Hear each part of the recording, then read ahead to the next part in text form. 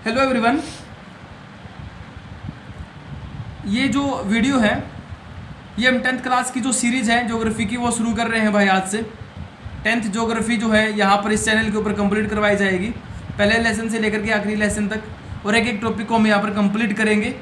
ठीक है, तो इस चैनल को आप लोग सब्सक्राइब कर लीजिए, जो भी 10th क्लास का स्टूडेंट है या जो इन टॉपिक को पढ़ना चाहता है। समय समय पर वीडियोज़ जो है वो आती रहेंगी। तो देखिए, हमारा जो टॉपिक है आज का, वो जो हम शुरुआत करने जा रहे हैं वो है संसाधन विकास, पहला चैप्टर है। ठीक है, और आज ही इसकी शुरुआत की जा रही है। मैं आशा करता हूं कि आप सब ठीक होंगे। तो चलिए टॉपिक शुरू करते हैं, संसाधन विकास। देखिए, इसके बारे में वैसे आप ना 8th क्लास में पढ़ चुके हैं भाई। ठीक है, संसाधन की परिभाषा आप लोगों को याद होगी। संसाधन किसे कहते हैं? प्रत्येक वस्तु, ठीक है ना, प्रत्येक वस्तु जो क्या कर रही है, हमारी आवश्यकता की पूर्ति करती है ना, वो वस्तु क्या कहलाती है? वो वस्तु संसाधन कहलाती है भाई। प्रत्येक वस्तु जो हमारी आवश्यकता की क्या कर रही है, पूर्ति करती है, वो वस्तु क्या कहलाती है?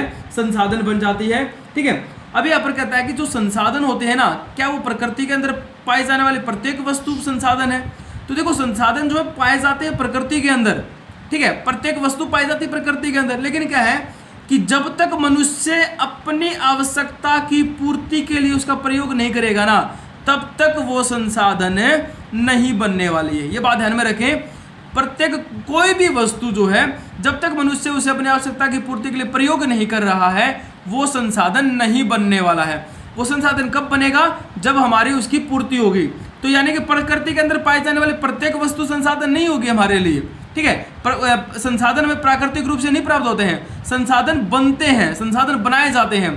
और किसके द्वारा बनाए जाते हैं? मानव के द्वारा बनाए जाते हैं, मनुष्य के द्वारा बनाए जाते हैं। ठीक है, और वो तभी संसाधन बनते हैं जब वो मनुष्य के प्रयोग में लाए जाते हैं। ठीक है, तो इसके लिए कुछ संसाधन तो ऐसे होते हैं जिनको हम डायरेक्ट यूज करते हैं। ठीक है, और कुछ संसाधन ऐसे होते हैं जिनको हम टेक्नोलॉजी यानी कि प्रौद्योगिकी जो होती है उनका प्रयोग करके जिनका निर्माण हमें करते हैं। ठीक है, तो यहाँ पर ये ध्यान में रखना है कि जो संसाधन होते हैं वो तभी संसाधन बनते हैं जब वो मनुष्य की आवश्यकता की पूर्ति कर रहे हैं और मनुष्य जो है उनको अपनी आवश्यकता के अनुसार प्रयोग में लाए जाते हैं। ठीक है, तो ये बात आप लोगों को समझ में आ गई होगी। अब पढ़ते हैं संसाधनों का वर्गीकरण। ठीक है, ये बात भी हमने 8th क्लास के अंदर पढ़ी है, संसाधनों का वर्गीकरण। यहाँ पर भी देख लेते हैं। यहाँ पर सबसे पहले जिक्र किया है उत्पत्ति के आधार पर। ठीक है, तो हम इनको डिफाइन करते हुए चलेंगे। उत्पत्ति के आधार पर, उत्पत्ति के आधार पर ये जो प्रकार है ना भाई, इसके दो प्रकार बना रखे हैं, एक जैव और एक अजैव। ठीक है, जैव का मतलब होता है कि जिसके अंदर जीवन पाया जाता है, और ये वो होते हैं जो निर्जीव होते हैं।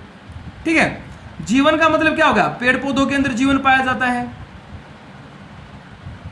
वो क्या होंगे? वो आ जाएंगे जैव संसाधनों के अंदर। ठीक है, उत्पत्ति का मतलब यहां पर क्या है भाई, ध्यान से सुनो कि उनकी उत्पत्ति किस प्रकार हुई है। तो या तो उनके अंदर जीवन मिलेगा या उनके अंदर जीवन नहीं मिलने वाला है, ये निर्जीव होंगे। निर्जीव में क्या आएंगी? जैसे चट्टान है, ठीक है, खनिज है, ये सारे के सारे निर्जीव है क्योंकि इनके अंदर किसी प्रकार कोई जीवन नहीं होता है। ठीक है, और यहाँ पर क्या है? पेड़ पौधे और जीव जंतु, ये सारे के सारे किसी में आ जाएंगे? जैव संसाधन में शामिल हो जाएंगे। उसके बाद बात करते हैं दूसरा आता है समाप्तता के आधार पर, यानी कि समाप्ति के आधार पर संसाधन कितने प्रकार के होते हैं।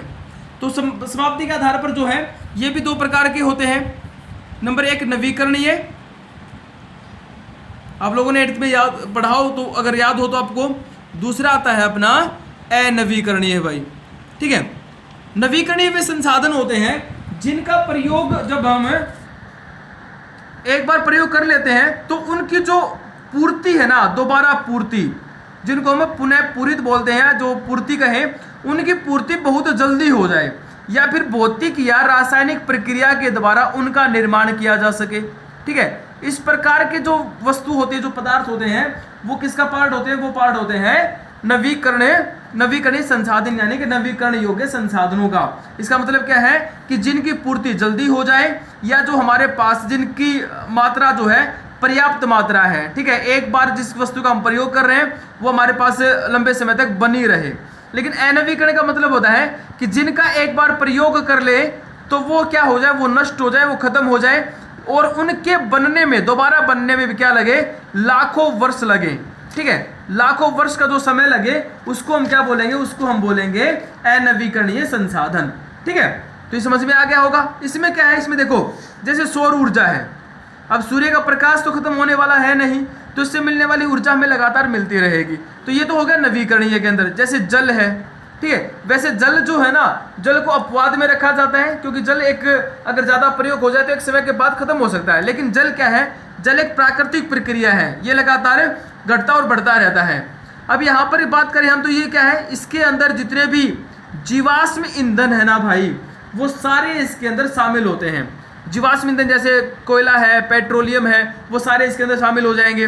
दूसरा खनिज है, ठीक है, या धातु है जैसे सोना चांदी, इनका ये है कि उनको दोबारा प्रयोग किया जा सकता है, पुनर्चक्रण हो सकता है उनका, जैसे लोहे का पुनर्चक्रण कर सकते हैं हम, दोबारा उनका प्रयोग कर सकते हैं, लेकिन एक समय के बाद कर खत्म हो जाएंगे और इनके बनने में भी प्रक्रिया लंबी चलती है। ठीक है, अब तीसरी बात करते हैं, तीसरा आता है अपना स्वामित्व के आधार पर।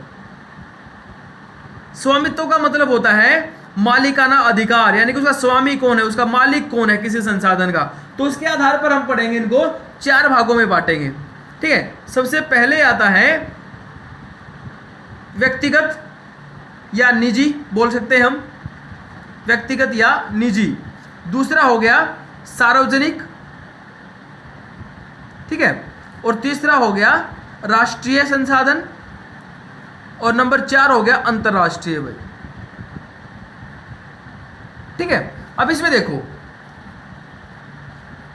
व्यक्तिगत में क्या होगा, व्यक्तिगत का मतलब किसी निजी स्वामित्व में हो, निजी का मतलब किसी एक व्यक्ति या एक व्यक्ति समूह, जिसमें किसी एक व्यक्ति या एक व्यक्ति समूह का जिसके ऊपर अधिकार होता है ना भाई, उसको हम क्या बोलते हैं, उसको हम बोलते हैं व्यक्तिगत। जैसे आप लोगों की जो जमीन है, ठीक है, अपने घर की है, आपका मकान है, आपका घर है, ठीक है, आपकी दुकान है, आपके खेत हैं, ये क्या है, ये आपकी पर्सनल प्रॉपर्टी है।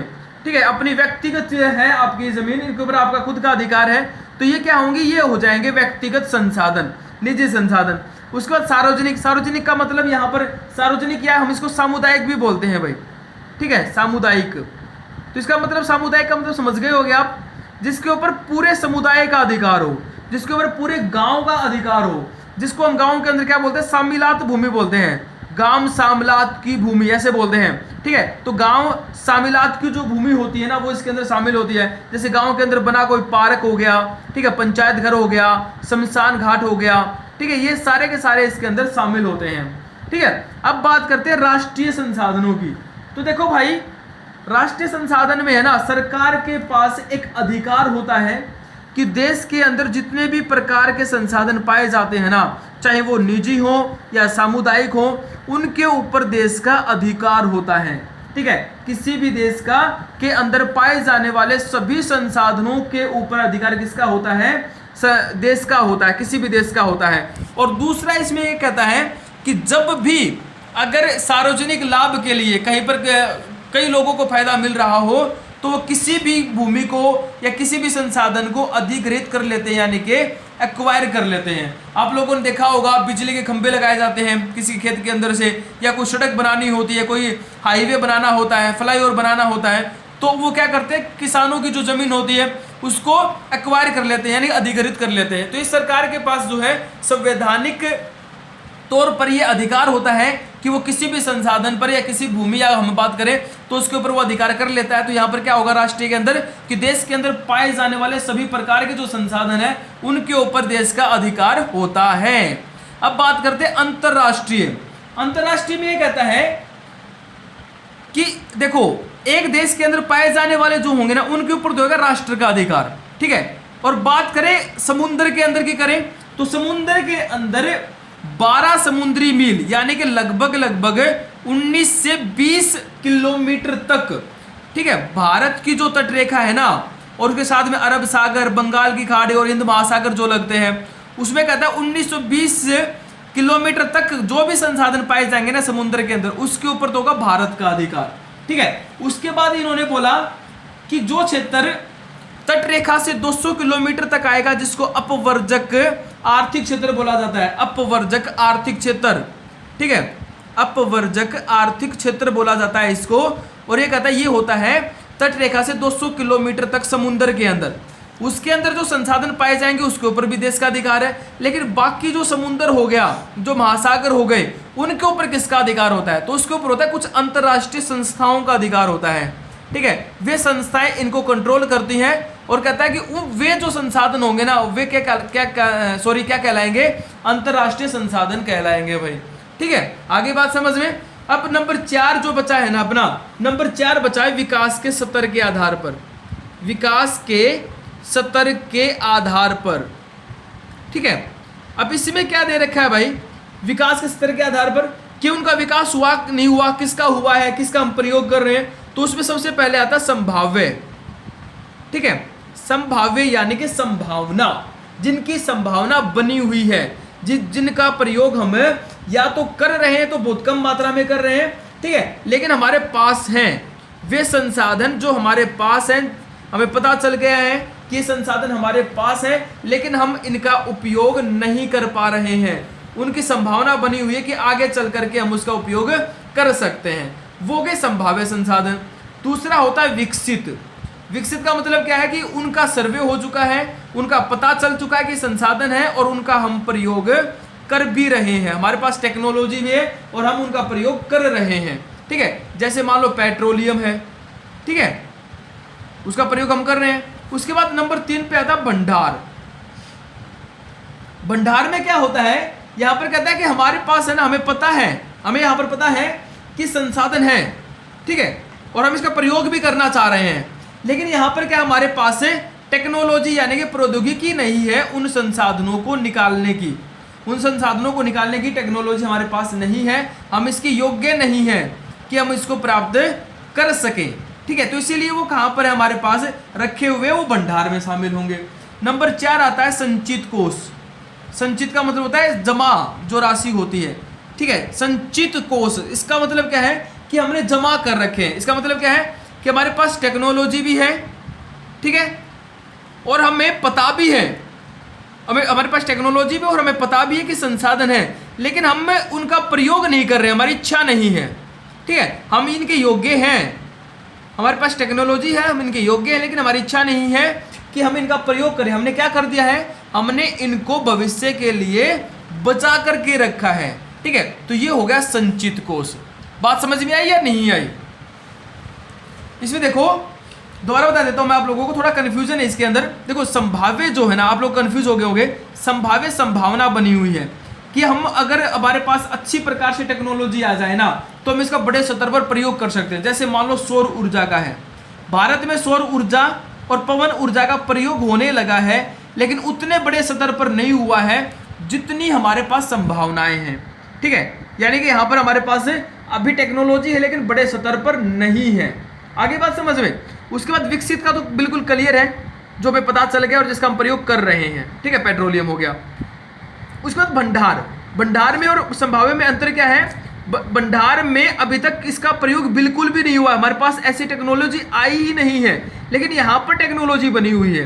ठीक है, और अब इसकी योग्य नहीं है। संचित कोष में क्या है? टेक्नोलॉजी भी है, इच्छा भी है, लेकिन हमने भविष्य के लिए उसको क्या कर दिया है? जमा करके रख दिया है। जैसे नदियों का जल, हमें जो है नदियों के ऊपर हमने क्या कर रखा है? बांध बनाते हैं, लेकिन कंप्लीट जो बांध के अंदर जो पानी होता है ना, या सभी नदियों के जल का प्रयोग हम अभी विद्युत निर्माण में नहीं कर रहे हैं, बिजली निर्माण में नहीं कर रहे हैं, तो वो क्या किस में आ जाएगा? संचित कोष के अंदर शामिल हो जाएगा।